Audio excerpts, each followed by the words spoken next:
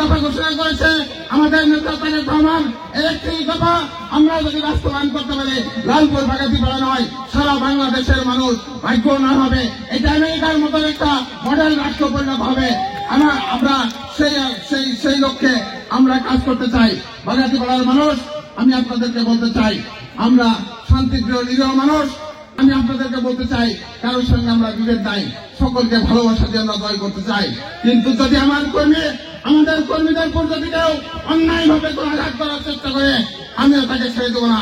আমি বাংলাদেশের রাজনীতিতে যখন শেখ হাসিনাকে ছেড়ে দিই নাই, শেখ হাসিনার সঙ্গে কথা বলার সময় আভাস করি নাই, আওয়ামী লীগের রক্তচক্ষুকে তখন ভয় পাই নাই, তখন দুই একজন মানুষের কোন বিশৃঙ্খল পরিবেশ সৃষ্টি করার যে পাইতারা করছে, সেই পাইতারায় আপনারা পা দিবেন না। আজকে রঞ্জিত দা বলেছে বাংলাদেশকে নিয়ে ষড়যন্ত্র চলছে, এই দেশের মধ্যে হিন্দু মুসলমান দাঙ্গা করার চেষ্টা করা হচ্ছে, এই দেশে বিএনপির মধ্যে বিভেদ সৃষ্টি করার চেষ্টা করা হচ্ছে। আমার নেতা স্পষ্ট বলে দিয়েছে, আমরা শান্তিপূর্ণভাবে সকল মানুষের নিরাপত্তার ব্যবস্থা করব।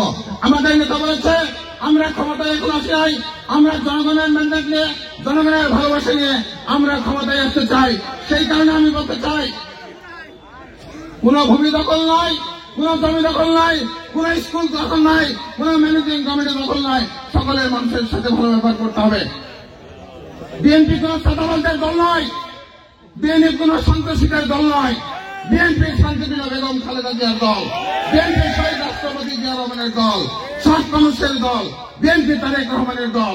এই দল থেকে কোন অন্যায় কাজ করা যাবে না।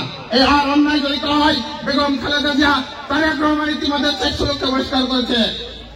বছর শেষের খুশি নগদে হবে বেশি। নগদ পেমেন্টে নির্দিষ্ট ক্যাটাগরির কেনাকাটায় 300 টাকা পর্যন্ত ক্যাশব্যাক। তারেক রহমানের নির্দেশনা বাস্তবায়নের জন্য সকলকে সংগঠিত করব এবং অবশ্যই আগামী নির্বাচনে বেগম খালেদা জিয়া প্রার্থী দিবে। সেই প্রার্থী অবশ্যই আপনাদের প্রত্যাশামত হবে, অবশ্যই আপনাদের প্রত্যাশামত হবে। সেই প্রত্যাশিত প্রার্থীকে আপনারা নির্বাচিত করার জন্য এখানে যত লোক এসেছেন, আজকে ফিরে যায় যার যার গ্রামে, যার যার মহল্লায়, যার যার ইউনিয়নে মানুষকে সংগঠিত করুন। আগামী দিনে যতদিন বেঁচে আছি, লালপুর বাগাতিপাড়ার মানুষের জন্য করবো। কারণ লালপুর বাগাতিপাড়াতে আমার জন্ম হয়েছে, 43টা বছর এই রাজপথে রাজনীতি করেছি। এই রাজনীতি আগামী দিনের মৃত্যু দিন পর্যন্ত আপনাদের সঙ্গে নিয়ে করতে চাই। এই মাটিতে আমার জন্ম হয়েছে, এই মাটিতে আমার মৃত্যু হবে, এই মাটিতে আমার জানাজা হবে, আর এই জানাজা আপনারাই করবেন। সেই কারণে আমার কাছে কাজ করার জন্য আপনাদেরকে কাউকে কোনো টাকা দেওয়া লাগবে না। মাসোরা বিগত দিনে আমাকে দেওয়া লাগে নাই। আমি শুনেছি অনেকেই মাসোরা নেওয়ার চেষ্টা করে।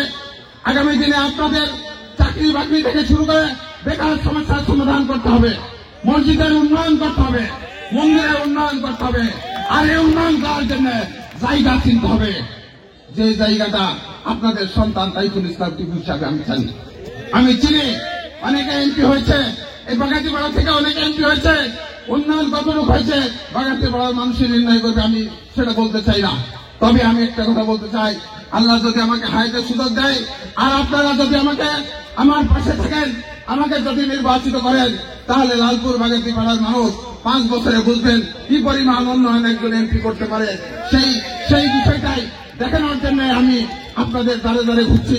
আপনারা আমার সাথে থাকবেন, আমাদের সাথে থাকবেন, বেগম খালেদা জিয়ার সাথে থাকবেন, তারেক রহমানের সাথে থাকবেন। অবশ্যই আপনাদের উন্নয়ন হবে। আমাদের নেতৃবৃন্দ যারা আছে আপনাদের পাশে থাকবে।